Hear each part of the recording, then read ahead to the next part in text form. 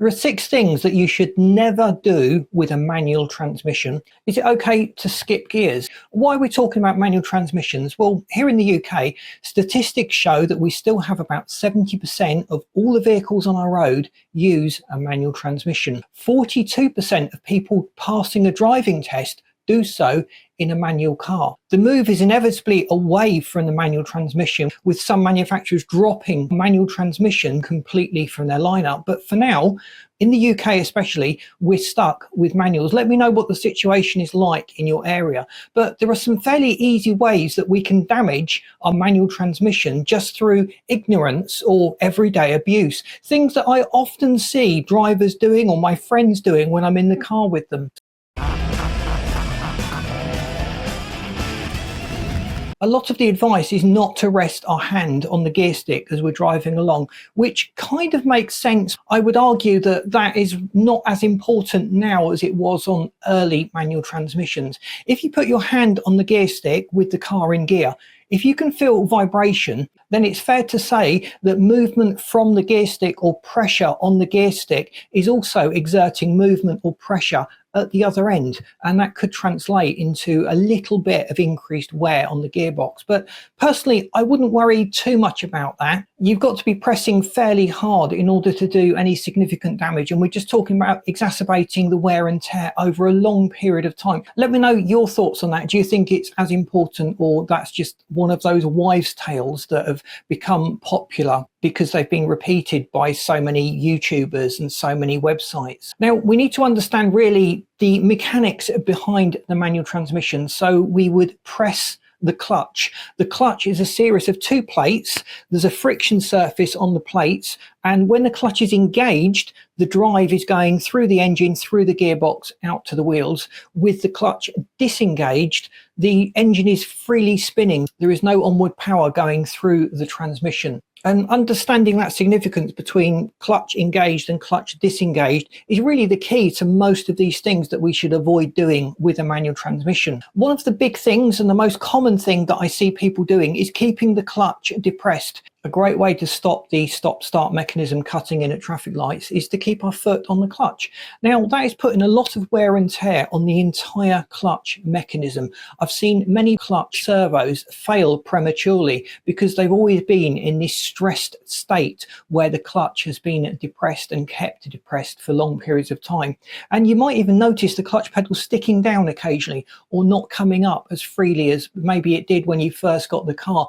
And they can all be signs of a failing clutch servo, and that could just be a reflection on this naughty habit that we've picked up over the years. I have to put my hand up and say, I did that. I had a failed clutch servo, and I had that bad habit of keeping the clutch depressed for long periods of time. But that's a habit that I've got out of. I'm just passing that information on to you guys today so you can avoid that expensive bill. That'll probably save you about £400 to £600 getting that one sorted. With a manual gearbox, you, the driver, have complete choice over which gear you select. That can cause problems. If you are lugging the engine, you're in a gear that is too low and you're asking too much of the engine, that is potentially putting extra strain on the engine. You're working against the gearing. The mechanical advantage is lost because we are trying to lug the engine. I really have to flag that up as another major problem that we have with manual transmissions. People just being in the wrong gear. It causes all sorts of problems, and it's often just laziness. A lot of drivers select Versi gear, 3rd gear, because it kind of works okay at most speeds. You're on a hill, and one of the ways of stopping the car from rolling back is to just hold the clutch at biting point. Let's think about that for a moment. You've got these 2 friction surfaces and they're not quite engaged, but they're not quite disengaged. What's that going to do? Well, rub your hands together. They start to get warm. Your clutch starts to get warm. You may even notice a clutch burning smell when you do this. One of the quickest ways of ruining these friction surfaces inside the clutch is to hold the car at biting point. If we're on a hill, use the handbrake. That is what it's been designed for. The clutch engagement and disengagement is solely for getting the car moving or just as you come to a stop to disengage the engine from the stationary wheels. You're driving forward, you're just parking and slamming the car into reverse. Most cars it's actually impossible to do that, but don't even try. Don't work against the gearbox mechanism.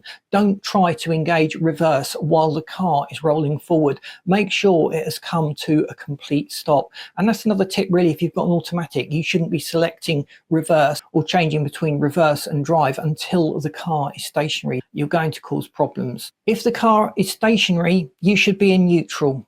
Don't keep the clutch down. That's not just a hold mechanism for when you want to pull away again. Keeping the clutch depressed is useful for these short stops, but in most situations, just move to neutral, release the clutch, and get ready to move off again by re-engaging the clutch and then selecting a gear to move off. Flat foot shifting, this is where we keep the accelerator fully down to maximize the power that's going through the engine into the wheels. So as soon as the clutch is released, that power is engaged. What we're doing there is we're asking the clutch and the gearbox mechanisms to do the rev matching for us. And that is going to put a strain on the friction surfaces of the clutch. It's going to put a strain on the gearbox, and it could even put a strain on the engine. Everything is working together to try and smooth things out for us. It's much better in all cases to try and match the revs. If we're going to a higher gear, we need to be in a lower RPM. If we're going to a lower gear, we need to be in a higher RPM. Learning to rev match, blipping the throttle, all those little things we do as a driver really helps to make the whole gear change mechanism as smooth as possible. And I would argue you don't get an advantage in acceleration by keeping your foot flat to the floor.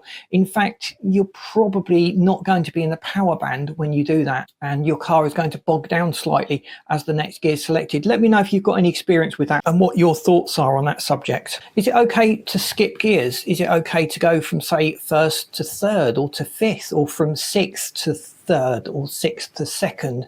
Well, as long as the gear you've selected is appropriate to the speed and the load requirements on the engine, it's fine. The tricky part is often selecting the gear correctly. I've seen people going from sixth gear into third gear and ending up in first gear because they've misjudged the gate. There is a need to be careful when we're skipping gears, but it shouldn't have any mechanical problems or disadvantages skipping the gears. And most drivers do this quite naturally. You are selecting an appropriate gear, which is not always the next gear in sequence. I hope that's been useful to you. Just a few things that we should never do with a manual transmission. If you've got any questions or you think I've missed something, let me know in the comments. I love reading your comments, even if they disagree with me or they're pointing out that I've made a mistake. This is how we all learn. So I encourage you to drop a comment on every video that I do.